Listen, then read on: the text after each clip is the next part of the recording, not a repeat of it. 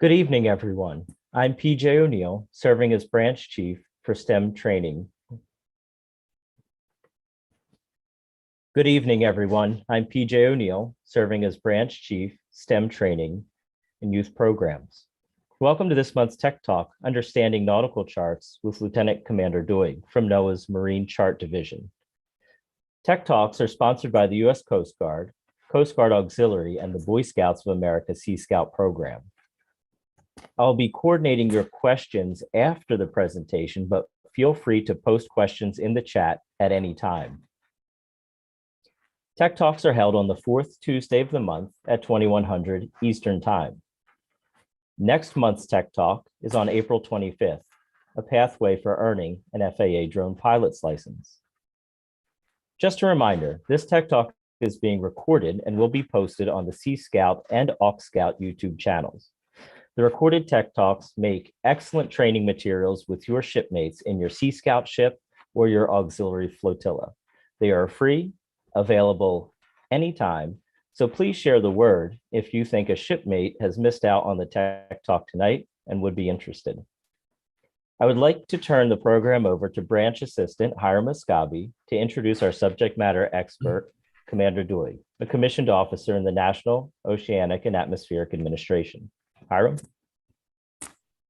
Thank you, PJ. Really appreciating. Good evening, everyone. It's a great honor for me to introduce a fellow colleague from NOAA, Lieutenant Commander Doig of the NOAA Corps. Take it away, Commander.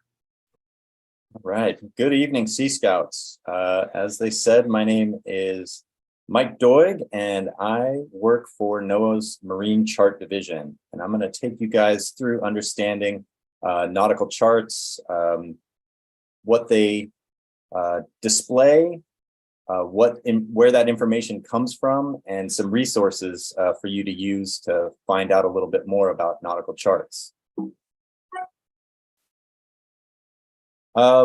Just as a little bit of background, the Marine Chart Division within NOAA falls under the Office of Coast Survey, and the Office of Coast Survey was founded when President Thomas Jefferson signed an order establishing the Coast Survey in 1807, and he was interested in getting the shoreline and the seas of the U.S. charted for shipping, for military information, for making sure that our land interests were being recorded, and other sorts of things, those same sorts of issues that drive our mission today. Within the Office of Coast Survey, there's four divisions.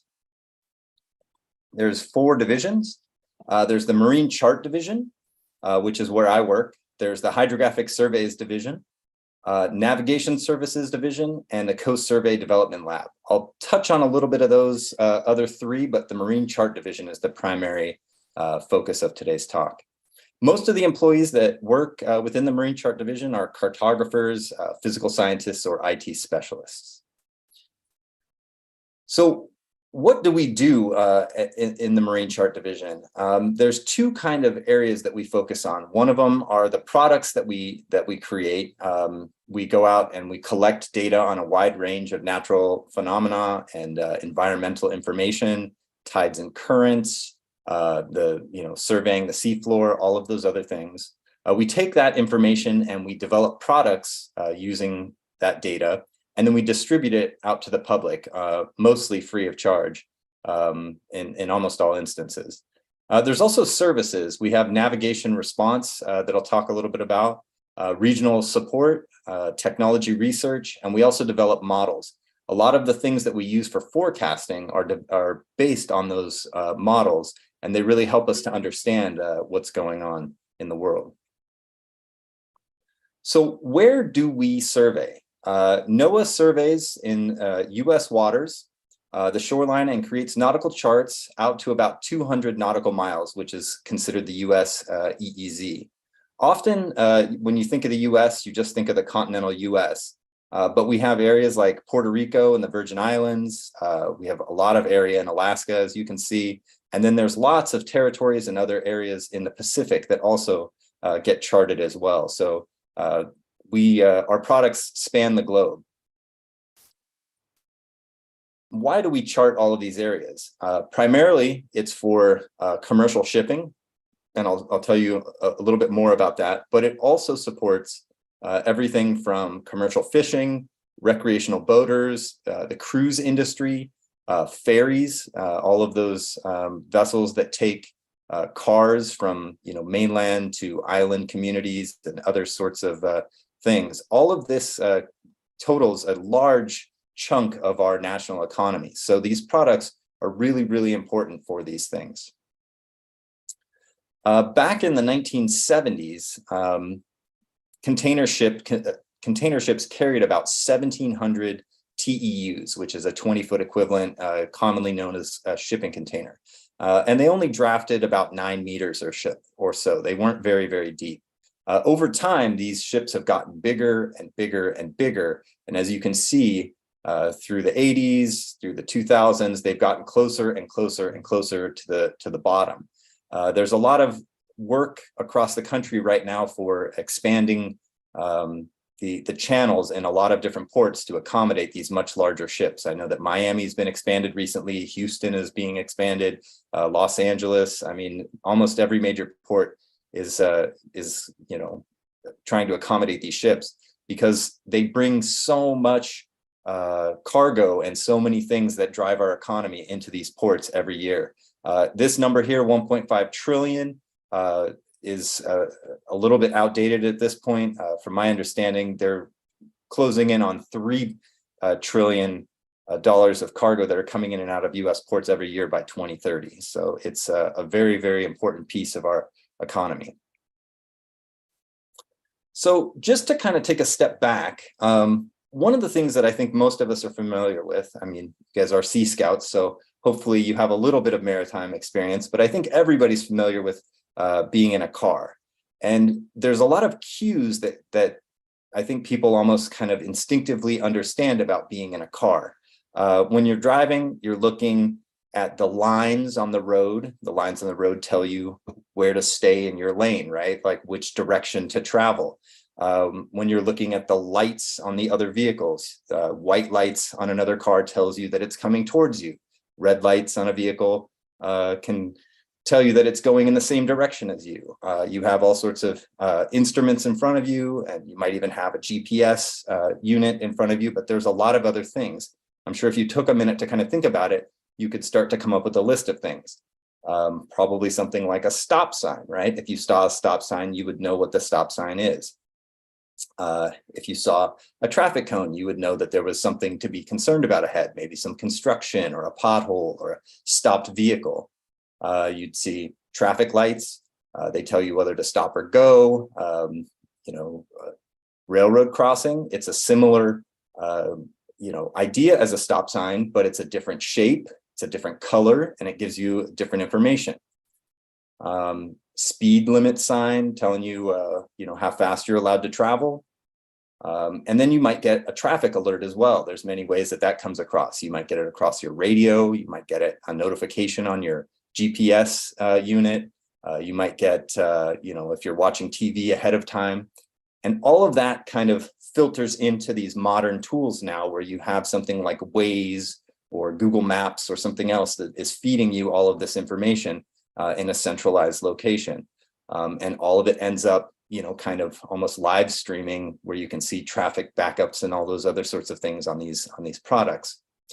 Well, when you're on a ship, you might have very similar things, but they're in a little bit different forms. And so one of the things that you might be very familiar with are lighthouses. And lighthouses can tell you how far offshore you are. They can tell you your location, any number of things that you can use a lighthouse for. You can take a fix on it. Range markers can give you information. Much like the lines on a road, it can tell you where you're at in a channel as you're navigating in and out of port. Things like marker buoys that give you information about your speed. Buoys that are a specific color tell you information about which side of the buoy to be on, and it's got a specific shape, a specific color, and it's numbered. Day mark symbols or other things. So just like on land, you have a map, at sea, you have these nautical charts.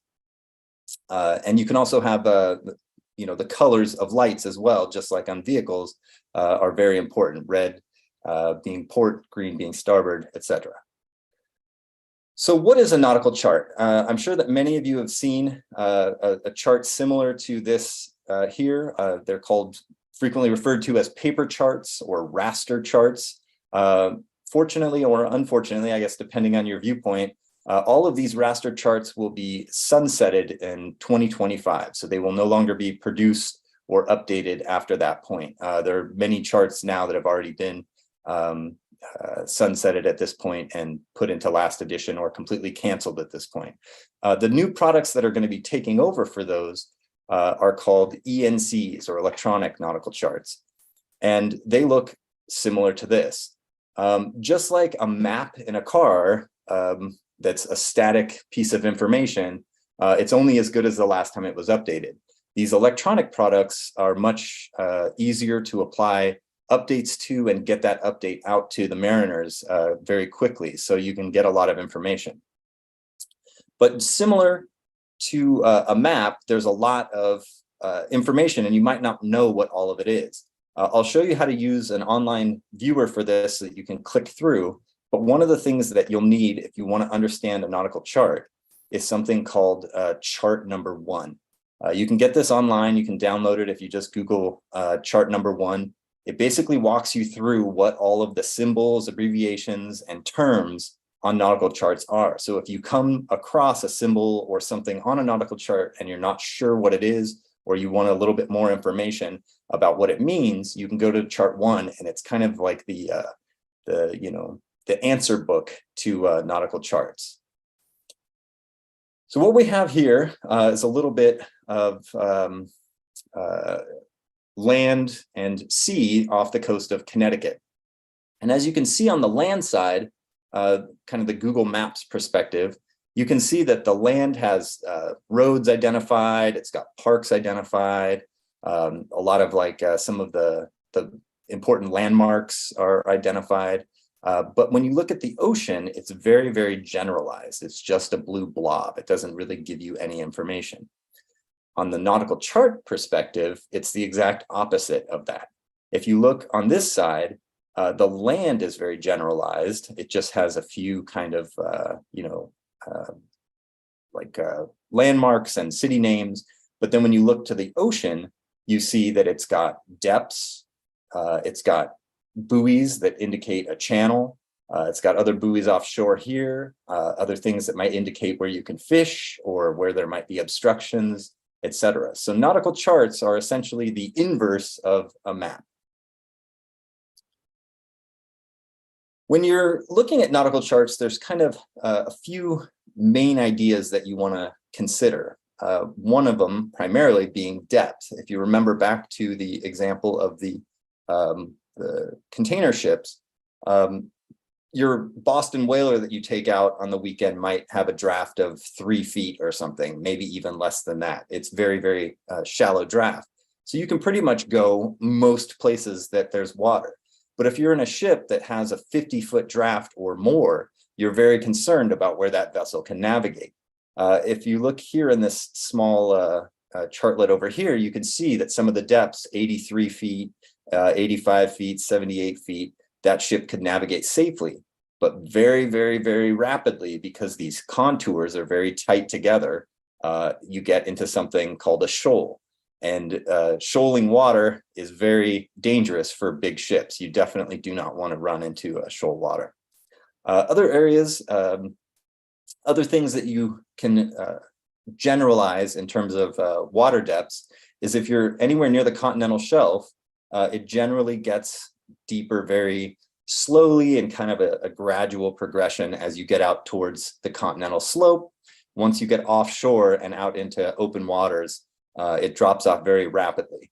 So if you were navigating out in the open ocean, chances of you running aground are very, very, very slight. But if you're anywhere near shore or up on the continental shelf, you're definitely much more concerned as a mariner about what's underneath your vessel or around your vessel for that matter. Another thing that you're looking at is feature detection. So you're concerned about what sorts of things might be on the seafloor. Is there a shipwreck down there? Are there lobster pots I might run into? Lobster pots in general aren't put on a nautical chart, but fishermen typically will set their pots along these contour lines because they like to follow the contours when they set them. So a lot of times, if you start to come across a contour, you'll look for those the buoys that indicate that there's lobster pots. People that are very concerned about some of the things on the bottom, again, might be fishermen. Recreational fishermen might be out there looking for stuff. People that scuba dive might be out there looking for a specific wreck or other types of things. But knowing what's on the bottom can be very important. I sailed a lot when I was down in the Gulf of Mexico, and there's all sorts of infrastructure that supports the oil and gas industry down there in the Gulf of Mexico. And knowing when we're doing fisheries surveys down there, knowing whether or not there's pipelines that we might get tangled up on or might disrupt is very important for us. Another thing that we're interested in is bottom characteristics. So what sort of bottom do you find down there? When we go and do surveys, we actually take, it's called a bottom grab. We send down this clamp that actually grabs a piece of the bottom and brings it up so we can find out if it's mud or shells. And you can see M and SH stands for mud and shells. RKY is for a rocky bottom. And then if you look over here, it's HM for hard mud. And again, you can find all of these abbreviations and what they mean in that chart 1. Knowing what the seafloor is made of, again, can help fishermen know where to set their gear, where to trawl. It can also tell you if, will you damage your boat if you hit the bottom? Ideally, you never run aground, but if you do run aground, you want to run aground in, mud or something soft, not rocks. Rocks are never good to have contact the bottom of your vessel. So where does all this information that we put on the nautical charts come from? Historically, what they would do is something called lead lining. They would go out and they would attach, it's a piece of lead about so big, onto a line, and they would drop it down to the bottom and see when the line stopped moving, and they would take a measurement and then put that on the chart. And as you can see, it's just a cookie crumb trail of information. The data is very sparse. It's not a very dense way to survey. It gives you just a generalized picture of what the bottom looks like. Over time, they finally came out with single beam surveying, kind of like a old time flashlight with a single bulb. It doesn't illuminate very much. You can see it's a lot better than leadline. It connects all of the dots. It fills in all the information between that, but it doesn't give you a full picture of what the seafloor looks like. There's still a lot of gaps in the data. Today's modern standards use something called multibeam, which is basically taking a lot of these single beam sensors and spreading them out in an array so that you can get a much better, more high resolution picture of the seafloor. For every every line that you survey, you're getting much, much more information. And if you look here where the green line is, you're completely missing this entire mountain range or these peaks down on the seafloor that you're getting with this multi-beam data. The goal is to have the entire seafloor mapped in this multi-beam data at some point in the future. These are a few more examples of what that looks like. This is a multi-beam echo sounder data and an example of what a shipwreck looks like. You can tell by the colors, the depth of the water. It kind of shows what the beam looks like coming off the bottom of the vessel. Another tool that we use, and sometimes we use them together, is a side scan sonar. This is called a towfish, and it's launched off the back of a vessel and towed behind. And this is what the data that comes to the vessel looks like from a side scan sonar. You can kind of see there's a little bit of a shadow on this side of that image. Both of these are very high resolution. I've seen everything. Sometimes when we're doing side scan sonar, you can see things like sea turtles and sharks and other sorts of cool things in the data when it comes back to the ship. And the way that we collect this is they call it mowing the lawn. You basically, if you picture sort of a baseball diamond where they have that perfect grass cuts where they have the lines going back and forth, that's what you do in the ship. You just drive back and forth and back and forth, and you just paint the seafloor and collect that information. NOAA has 4 hydrographic survey vessels in our fleet that we send out to get this information, and they gather roughly 50% of the square nautical miles surveyed each year. OMAO is another line office within NOAA. It's the Office of Marine and Aviation Operations, and they're the ones that basically manage all of these vessels. We have the Rainier, which is home ported in Newport, Oregon, but they're out in the Pacific doing some really great work out amongst those islands that I was showing earlier. The Fairweather is home ported in Ketchikan, and they primarily survey up in Alaska. We have the Thomas Jefferson that's out of Norfolk, and they do a lot of surveying work on the East Coast. And then the mighty Ferdinand Hassler is home ported in Newcastle, New Hampshire. I was the executive officer on this vessel. Very unique vessel. It's a swath vessel, so it's almost like a giant catamaran. It's got echo sounders on each hull, and we tow a towfish behind it. And this thing is a survey machine. It can collect a lot of data very rapidly. Another place that we get information or data to put on the charts is from the Navigation Services Division, which, if you remember, was one of the divisions in the Office of Coast Survey.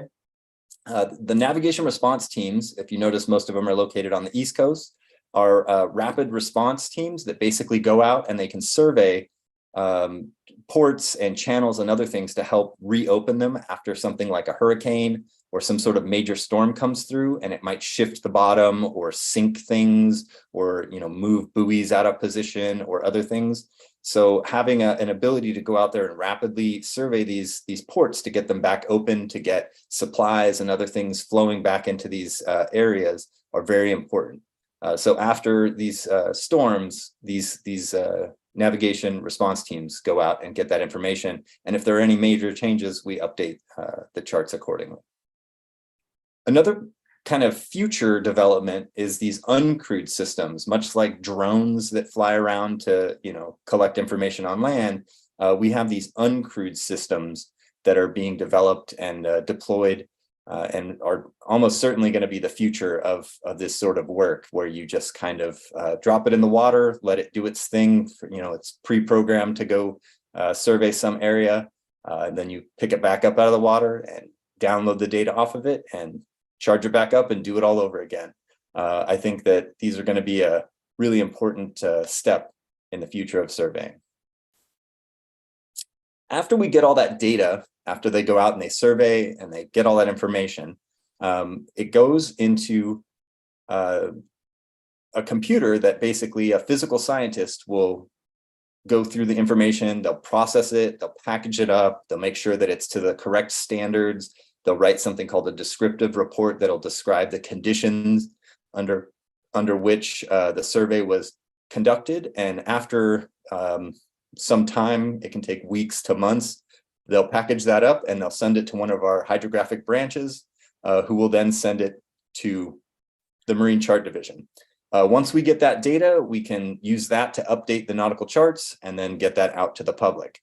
In this example, a lot of times our surveys don't have like massive changes. It'll just be subtle differences. Maybe a lighthouse has been decommissioned or something like that, or a buoy is removed. But in this instance, you can see that there's a completely new channel that's been added here in Anaheim Bay. So they added a completely new channel, and if you were navigating in this area, getting that on the chart as quickly as possible would be very important to you. There's all sorts of new infrastructure that's going in along the Mississippi River and down in the Gulf and other things that can completely change a chart, much like this example. So we try to prioritize these as much as possible so that, again, the people that are working in these areas have accurate charts to navigate on. Yeah, and once we have those updates applied, we get them out to the public. The way that we do that typically is we put it on our website. It's available for free to download, and you can use any number of ways to actually look at these products. There's an online viewer that you can use, or there's something called OpenCPN, which is a free, open source tool that you can use to look at chart products. So there's any number of ways that you can kind of go through. And you can see on this vessel here, they have an ecdist right in the middle of this console, and that's where they're using these ENC products to navigate with. Very, very cool stuff. This is what the NOAA ENC Viewer looks like. I'll demonstrate this here in a minute. It's an ENC viewer that provides a continuous depiction of all NOAA ENC coverage over US coastal waters in the Great Lakes, as it would be shown on an electronic chart display and information system, or an ECDIS. US chart number 1, which we talked about earlier, provides information about the symbology used in ECDIS.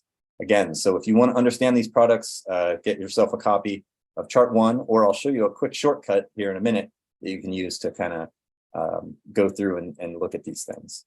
All sorts of great information available in this view. If you're more inclined to like the raster products, or you want to just create your own raster products, NOAA has a new tool out called the NOAA Custom Chart version.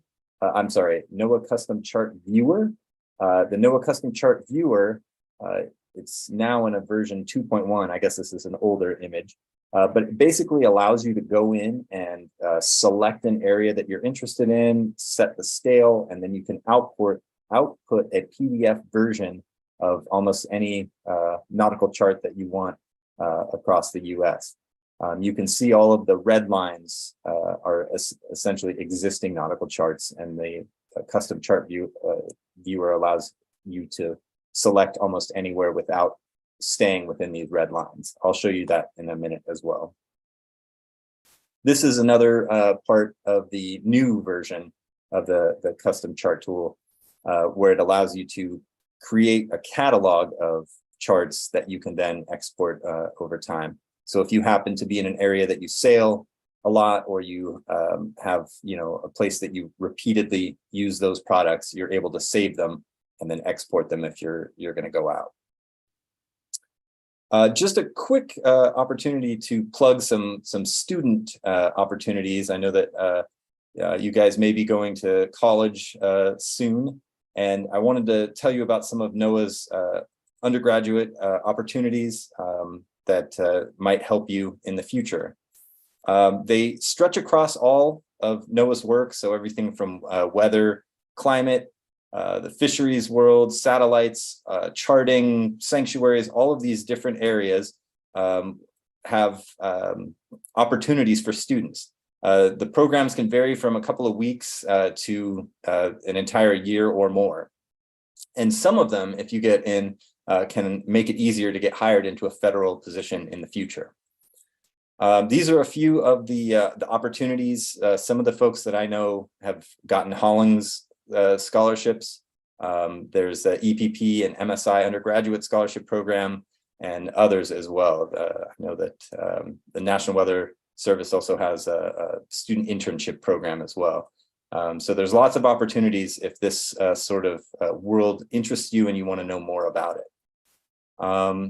That is all that I have for the PowerPoint part of my presentation. If you do have more information, or you want any other questions beyond the Q&A at the end of this presentation, here's my email address, or you can use the QR code. But I am going to shift real quick. Let me see if I can escape out of this and go here. I think this is the chart viewer.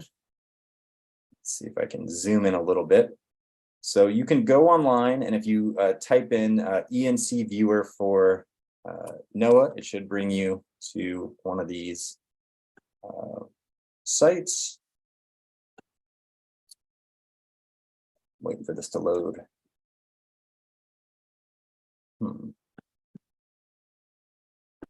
Try and reload it real quick and see if I can get it to work for you.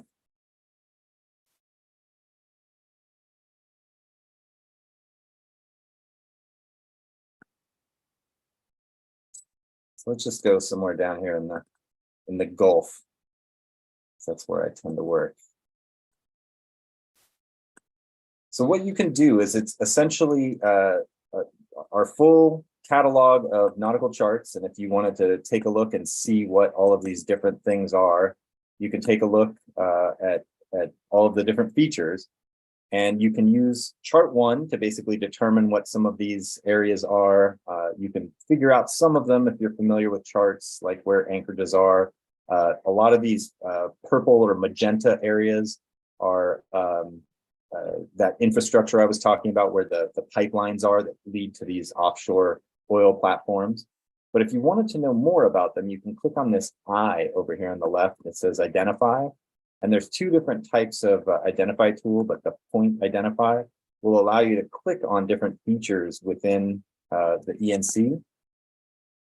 And it'll give you information. It'll tell you that this feature is a light. It gives you a little bit more information about how it was compiled. And if you click through these, tabs, it'll give you more information about those features on the chart. You can click on more information and it'll tell you like the color of the light, if it's flashing or not. If you remember earlier, all of those different things mean different things to mariners. You can find out the Skaman, which is the scale minimum, all sorts of other things in here. If you click through here, you can turn different layers on and off, and you can see all sorts of other options that are available in the settings. Lots of things, the intended usage. You can restrict your scale bands to the different types of scale. Do you want like a small scale or a large scale chart? You can turn on all of the different label contours. You can label safety contours, all sorts of other features that are in there. If you have a vessel that you're on that you know the draft of, you can go in and set your safety contours as well, so that like the chart basically is customized to your vessel, so you know where that vessel can go and where that vessel can't go. There's a lot of different things that you can go in here. You can turn compass roses on and off, etc. A lot of really cool features in here. Trying to think of any other, interesting features within here. It's just one of those things you can kind of poke around and sort of see what there is. You can change the base map. So this is an Esri product. So if you didn't like the traditional ENC, you can go through and change what the base maps look like. And ruler tool will allow you to measure distances and other things. And then the other website that I wanted to show you guys real quick, get this out of the way, is the NOAA custom chart tool that allows you to go in and create something that looks more like those traditional raster charts. So if we go just somewhere on the East Coast, this down here, so you can see each of these red lines indicates a current nautical chart, and it tells you the scale of it. There's 40,000 scale chart, 80,000, et cetera, et cetera. So if we wanted to create a chart, what you can do is you can go to this box up here and you can create a chart. Let me just zoom in a little bit more. We'll call it, let's just call it Charleston Harbor. Charleston Harbor. And say, I'll just leave it at 25,000. We want to keep it in portrait, but you can change it to landscape. And then you can create new chart. And you click here. And so it'll create a 25,000 scale chart right where we clicked. And let's just kind of move it around. We want to move this to a new location. You can kind of click to have it there. And then, as I showed before, it added it to your chart queue, and you can also open a chart catalog viewer. But you have to select export selected charts. It takes about 2 minutes or so for it to export. And what it'll export is a PDF of this area that we selected. That PDF can be used for any number of things. You could have it on an iPad that is able to show you PDFs. You could get it printed if you wanted to pay somebody to print it out. If you had a large format printer at home or at school or somewhere else, you could also have it printed out that way. You could hang it on your wall or just study it if you were so inclined. But some people just prefer the way that these raster products look. The cool thing about these the custom charts is that they do pull from the same database that the ENCs are pulling from. But again, the product is only as up to date as the time that you basically export this cell. So when you export it, it's kind of locked in time with its updates, whereas the ENC is continually updated as time goes on. So if you did want to use these again in the future, you could either correct them in the old school way where you take out your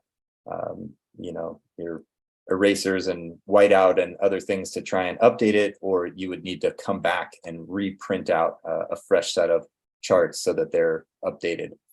I know that some folks like to have these as backups on their vessels, so they might go through and update them, maybe once a year or something, just to have a set around, but they're not relying on them all the time. But they are good to still have around and good to still practice on and other things. So we're a little over 50% of the way to the export. Hopefully it'll export here soon and I'll be able to show you what that looks like. Let's see.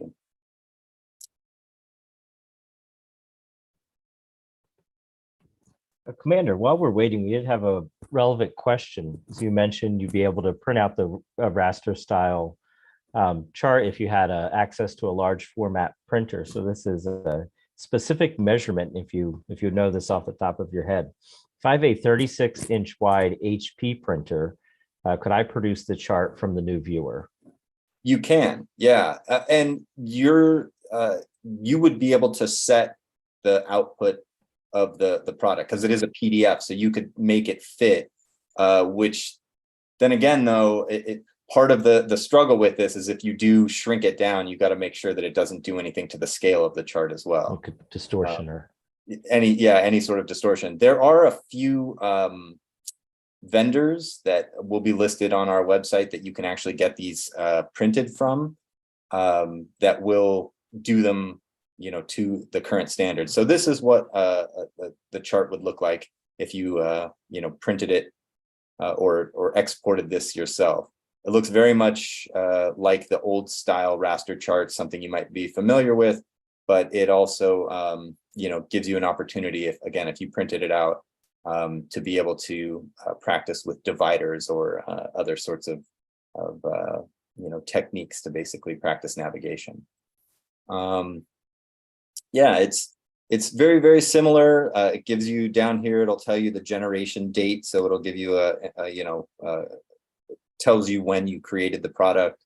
It gives you information on the scale and everything. And then it also has all of the the text notes that are typically found on nautical charts, whereas more modern charts don't necessarily have these quite so obvious as the old paper charts did. But they are listed here on these additional pages beyond just the chart itself. So it gives information about weather broadcasts and caution areas, submerged pipelines, and all sorts of other things that might be important to a mariner navigating in these areas. Another interesting thing, and this kind of relates back to what we were talking about earlier in terms of the lead line versus a single beam versus a multi-beam. There's something called a CATZOC, or a zone of confidence diagram, and this is attached to all of the charts that you can find. And what it does is it basically tells you, it's like a letter grade, right? Like an A1, A2, B, C, D, or U. And so it basically, if you have an A1, you're up to date in terms of modern chart standards, multi-beam, and the information that's in that, you can see it's down here in this section, is like the best data that we currently have. A2 is slightly less good So it's, this kind of purpley area that's through there. So it looks like most of the data in this port are pretty up to date.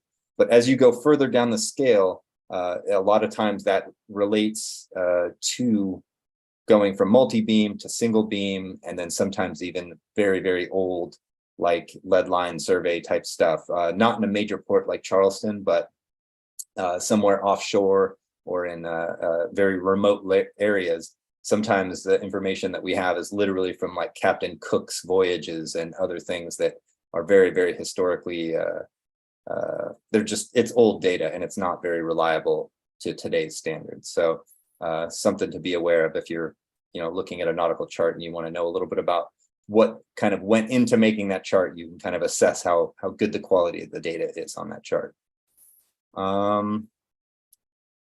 Yeah, I think that's more or less everything that I have, unless there are some more specific questions that you guys have received. Okay, well, if there are any follow-up questions, please enter them into the chat. One question, are the NOAA charts that we were looking at tonight, are those systems integrated into popular chart plotter units like a Garmin or a Simrad? So am I getting NOAA's data when I turn on, say, my Garmin for chart plotter? Yes. So companies like Garmin and Simrad, I can't speak specifically to your individual product, but a lot of companies will resell. They take the data that we collect, the data that we're putting out, they repackage it and do some value added things to it to make it work for their systems. But most of our products are freely available. And again, I don't know if your individual unit will be able to take them, but most systems can use the ENC data, freely. But yeah, most of it is our data that comes from us. There are not too many survey fleets out there. It's quite expensive to run a survey fleet. Fantastic. And related, when we look at the ENC data, so you explained a little bit, the best data and how that is color coded. When we see, say, depths on the chart, are all those hard measured, or does NOAA use any kind of estimation or extrapolation in different areas? Yeah, so typically when you're doing a multi-beam survey, you are getting very accurate information that is not necessary to be rounded. But for instance, in the Mississippi River, the Army Corps of Engineers is responsible for surveying the Mississippi River, and they use single beam surveys. So if you remember, that single beam doesn't give you a full picture all the time. So a lot of times when we do the updates, we do have to interpolate between those surveys to be able to get a full picture of the river bottom. So in general, I would say that they are fairly accurate, or very accurate. But in other areas, there is a need to interpolate that data to basically fill in the gaps. Fantastic. Well, I don't see any other questions. I would like to thank you very much, Lieutenant Commander Doig, for joining us tonight. Oh, wait, we do have a question. Okay, last minute. When creating a custom chart, does the product always overlay a compass rose and latitude scale along the edge? Thank you. Both of those options are, if you go into the settings before you export the chart, you can turn the compass rose on and off. And I'm not sure if you can turn the lat and long grid off, but I think you would be able to, but it would almost make it pointless to have it because you kind of need that to basically use it as a navigation product. I know recently we got rid of, there was a warning on the first generation of these that said not for navigation. But I believe all of these are now certified for navigation to be used as a navigational aid. So I don't know if you'd be able to turn the latitude and longitude off, because then it would be unusable essentially.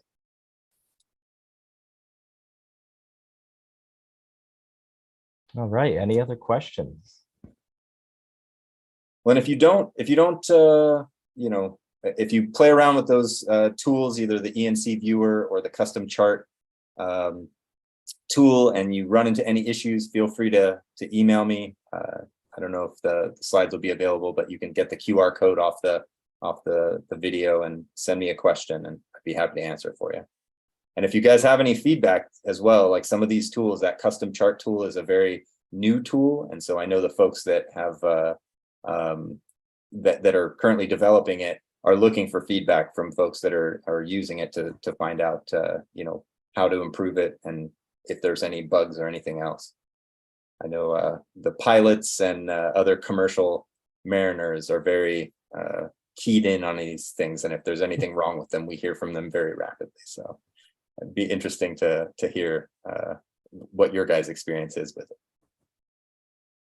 Another question, where can we get charts that are outside of NOAA's responsibility? It's a good question. It depends on what area of the world, but probably the biggest manufacturer of charts in the world is the UK. They make charts all over the world, but there's hydrographic offices all across the world. So it just depends on where you're navigating. You would reach out to them. A lot of people, one of the cool things about the US charts is that they're freely available, but say you were navigating in Canadian waters, you can find their products as well, but they typically charge for them. So you would need to pay for both the electronic and paper versions. But there are companies as well that will do, like if you were planning a voyage around the world on your custom, you know, on your private yacht, they will custom generate a set of charts and other things that you can take with you on your voyage. So I know when we were going down into the Caribbean, there was a few areas that were outside of US waters, and we needed to get some charts made, and we had somebody just put together a package of the cells that we needed, and they sent it to us, and away we went. They were all UK charts. Fantastic. If you do think of a question later after the presentation is over, Lieutenant Commander Doig has graciously offered his email and a QR code. And so you can visit the SeaScout YouTube channel or AuxScout YouTube channel and fast forward to the part with his email address or QR code. So that's very helpful. Another question had come in. Will all raster charts be archived for future download? Yes, yeah, there will be a way to look at the raster charts in the future, but I do not know if they will be publicly available per se. I think, again, if you're just looking at historical charts, I think that there will be a way to look at those. I don't know what it is off the top of my head, but they're not just going to throw them in the trash and you know, never have them again. A lot of our cartographers really, even though we're going fully digital, they still like to look at the raster charts because they just are so data rich in a single view. They just provide so much information that a lot of times they'll compare what they're doing to this, or to make sure that place names, like that's one of the things I think that raster charts does a lot better than an ENC chart, is provide place names. And so making sure that that's consistent between those things. But there'll definitely be a way to find those raster charts in the future if you wanted to look at them for a historical purpose. But if you were looking for products to, you know, take out on your sailboat for the weekend, I would highly recommend the custom chart tool.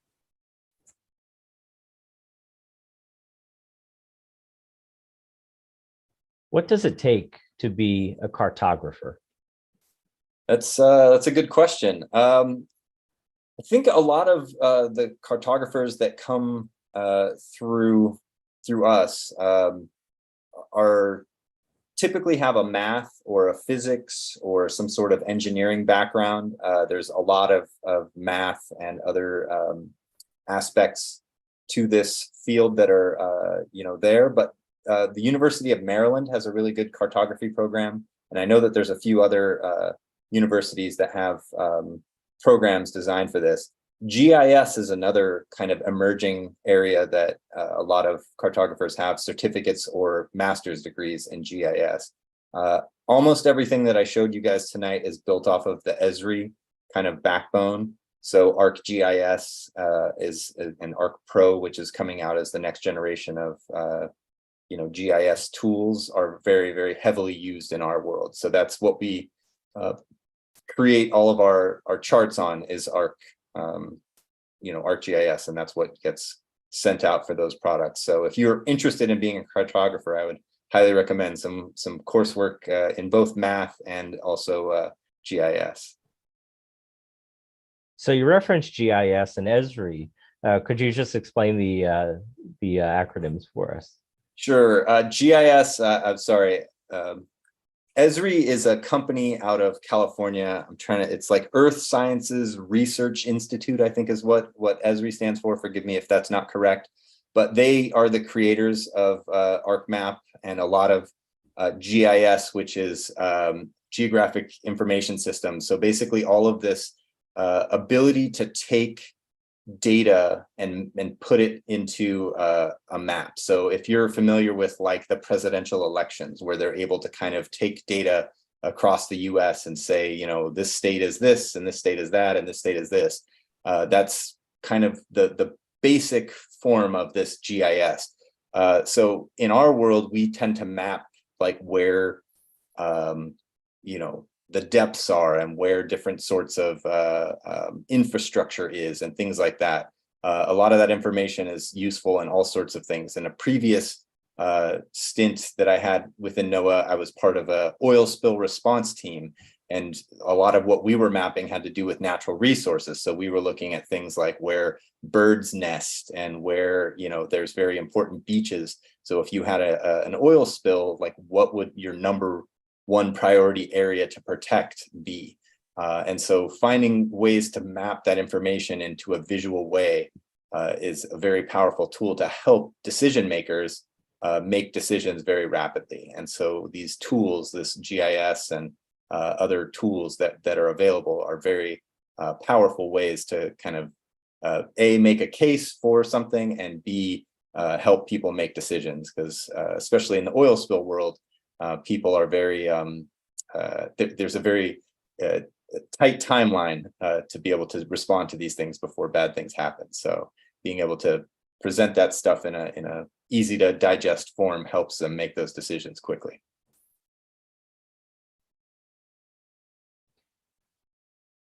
Another quick question. Can you give a brief summary of what is the NOAA Corps? Sure. So there are, everybody's familiar with, the five primary: Army, Navy, Air Force, Marines, Air Force. Did I miss one? Coast Guard. Then there's the newly created Space Force, and then there are two uniformed services. So if you've ever heard of the Surgeon General is the head of the Public Health Service, and they also wear similar uniforms to the blue ODUs. And then the NOAA Corps is under the Department of Commerce. There's roughly 321 officers. We do not have any enlisted personnel. There's a new expansion of the NOAA Corps to 500. I don't know if we'll ever get that big, but we've been authorized through the NOAA Corps Reauthorization Act to expand to 500. All of us are operational specialists, so we all either sail or fly planes. The hurricane hunters are probably the best known NOAA officers. They fly in the P3 Orions into the eyes of hurricanes. They also do surveys. So a lot of like our shoreline that gets updated on our nautical charts comes from aerial surveys. So those get flown in the Twin Otter aircraft. They'll go out and do coastline surveys. The King Air goes out and does coastline surveys. There's a few aircraft that have LiDAR, which is a high resolution mapping technology that gets really good information about our shorelines. And so the air side does that, and then the sea side, either works in kind of one of two tracks. There's the hydro track, which is where I'm currently at. So the hydrography group, we create the nautical charts and go out and survey. And then there's the fisheries side, which goes out and does fish surveys. The first two vessels that I was on were fisheries vessels. And we would do, after the Deepwater Horizon oil spill, we went out and we did some really interesting deep sea trawling to look for evidence of the dispersants and oil and other things and all kinds of really interesting fish that you trawl up from thousands of meters down. And the other vessel that I was on, called the Gordon Gunner, did marine mammal surveys. So we would go out and look for all sorts of interesting whales, dolphins, and all sorts of stuff. Got an opportunity to get very close to right whales, which most people don't get a chance to do, and found, well, I didn't find, I just happened to be on the cruise that found a new species of whale in the Gulf of Mexico called the Rice's whale. So that was an exciting trip. The scientists were very, very excited to find this species of whale. Then when we're not on ships or flying aircraft, we rotate to land assignments. And it's pretty much a 2-year at sea or a 5-year flying. And then you do about 3 years in an office. And I've been everywhere from Miami to Cleveland to here just outside of DC is where I'm at now in Silver Spring, Maryland. So you kind of get an opportunity to see the country and do some really cool things. Fantastic.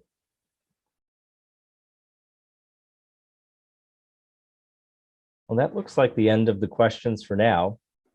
And so again, as I mentioned before, visit the recording after it's posted in a few days if you do have further questions, if you didn't catch Lieutenant Commander Doig's email or scan the QR code. We'd like to thank you, Lieutenant Commander, for joining us tonight for a wonderful presentation, rich in information, and for thoroughly answering all of these questions that came in. Great job. We're really happy to have you. Thank you for having me. Good luck, Sea Scouts, and yeah. All Hope to right. see you guys in our fleet soon. Excellent.